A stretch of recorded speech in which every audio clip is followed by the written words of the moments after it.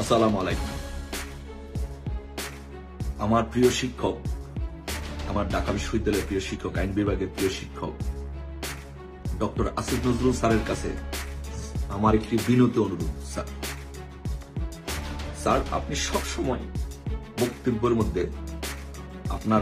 মধ্যে সবসময় সব জায়গায় আপনি বলেছেন বাংলাদেশের ২৬ লক্ষ ভারতীয় চাকরি করে, কিন্তু আমাদের দেশের অসংখ্য শিক্ষিত তরুণ বেকাররা, যুবকরা বেকার, তারা চাকরি পাচ্ছে না। ঠিক আছে স্যার, থ্যাংক ইউ স্যার। আপনার কথার সাথে আমি 100% একমত, সহমত।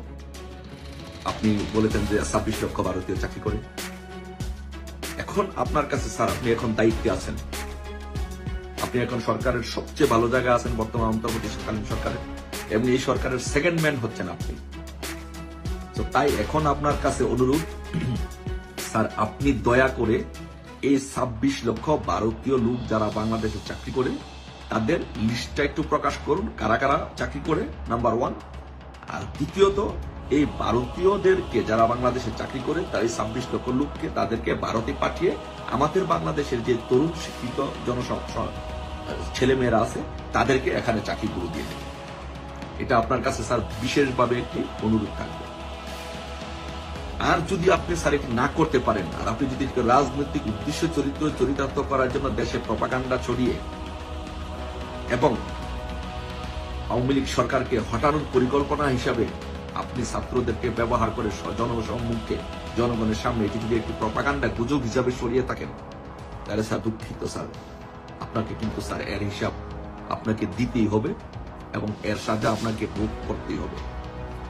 আপনি ভুলে যায় না স্যার, একটি জিনিস আপনাকে আমি স্মরণ করিয়ে দেই, আপনি আমার প্রিয় স্যার, তাই আপনাকে স্মরণ করে দেই যে স্যার, খন্দকার মোস্তাকের বাড়ি কুমিল্লা এবং আপনার বাড়িও কুমিল্লা, এবং আমিও বৃহত্তর কুমিল্লার মানুষ।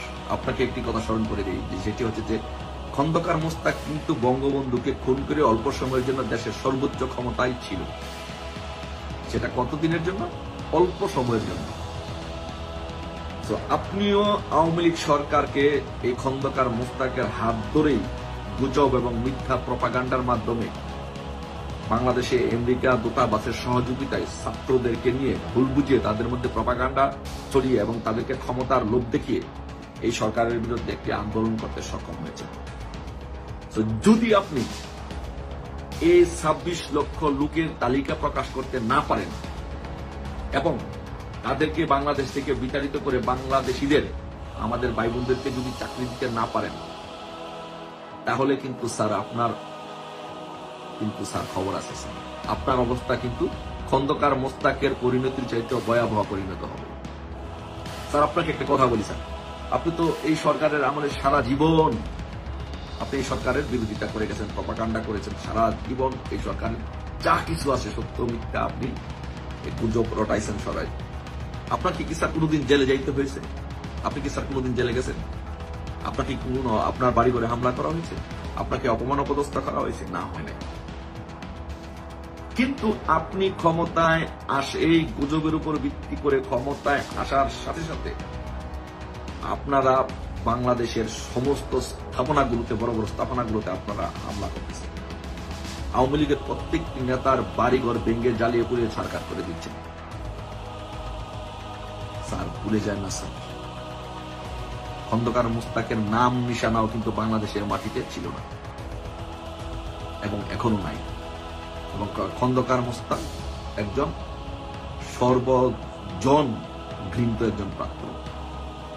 আপনিও যদি স্যার খন্দকার মোস্তাকের মতো যদি আপনি এটা প্রমাণ করতে না পারেন, আপনি যে প্রপাগান্ডাগুলো ছড়িয়েছেন যে ২৬ লক্ষ ভারতীয় বাংলাদেশে চাকরি করে এবং তাদেরকে যদি লিস্ট প্রকাশ করে তাদের জায়গায় যদি বাংলাদেশে যে চাকরি দিতে না পারেন, আপনার জায়গা কিন্তু খন্দকার মোস্তাকের জায়গায় কিন্তু আপনার স্থান হবে। এবং আমি একটি বলে দিচ্ছি, আপনি দিন সহ তারিখ সহ লিখে রাখেন যে আপনি কোনদিন তো আওয়ামী লীগ আমলে এত কিছু করার পরেও আপনি জেলে যান নাই, আপনি দেশ চালা হন নাই। আপনার কিন্তু বাংলাদেশে কিন্তু স্যার আপনার স্থান হবে না। এই তরুণ সমাজ আপনার গায়ের পশম কিন্তু একটা একটা করে খুলেও শান্তি পাবে না। আপনি বাংলাদেশের যেই ক্ষতি করেছেন স্যার, আপনি একজন ঢাকা বিশ্ববিদ্যালয়ের শিক্ষক, আমার শ্রদ্ধা স্যার, একবার শুধু ভেবে দেখেন আপনি ষড়যন্ত্র করে ক্ষমতায় যাওয়ার জন্য এই ছাত্রদেরকে ব্যবহার করে কি করছেন আপনি? একটা সাজানো গোছানো একটা দেশকে, একটা চমৎকার সুন্দর একটা দেশকে, যা উন্নয়নের মহাসড়কে যে দেশটি ছিল, সেই দেশটিকে আজকে আপনি ধ্বংসস্তূপের দ্বার প্রান্তে দাঁড় করিয়ে দিলেন আপনাদের ক্ষমতার জন্য। আপনার মতো খন্দকার মুস্তাকদের ক্ষমতার লোভের জন্য আপনারা ডক্টর ইউনূসের হাত ধরে মার্কিন যুক্তরাষ্ট্রের বাংলাদেশের দূতাবাসের সহায়তা নিয়ে আপনারা এই কাজগুলি করেছেন। ইতিহাস কিন্তু স্যার কখনো আপনাদেরকে ক্ষমা করবে না। বাংলাদেশের তরুণ জনসমাজ আপনাদেরকে কিন্তু স্যার ক্ষমা করবে না। আপনাদের পরিণতি হবে খুবই ভয়াবহ। ডক্টর ইউনূস বাংলাদেশে আইন ফেস করেছে, কিন্তু ডক্টর ইউনূসকে জোর করে কেউ জেলে একদিনের জন্য তাকে জেলে দেয়নি। তার উপরে কেউ শারীরিকভাবে নির্যাতন করেনি, অত্যাচার করেনি। কিন্তু ডক্টর ইউনূস এবং আপনি এই কাজগুলো করার ফলে আপনাদের সারা জীবনে বাংলাদেশে আপনাদের শেষ কবরটুকু হওয়ার রাস্তা আপনারা বন্ধ করে দিয়েছেন। আমি আপনাদেরকে বলে দিলাম, আপনাদের কবরও এই বাংলাদেশের মাটিতে, ডক্টর ইউনূস এবং ডক্টর আসিফ নজরুল স্যার, আপনাদের কবরও এই বাংলাদেশের মাটিতে হবে না। কেন হবে না জানেন? কারণ আপনারা যখন দেশ ছেড়ে পালাবেন, তখন আপনাদের লাশটা দেশে আনার জন্য কেউ দায়িত্ব নিবে না। বাংলাদেশ আওয়ামী লীগ আপনি ধ্বংস করে দিবেন? বাংলাদেশ আওয়ামী লীগকে আপনি নিঃশেষ করে দিবেন? কখনই পারবেন না।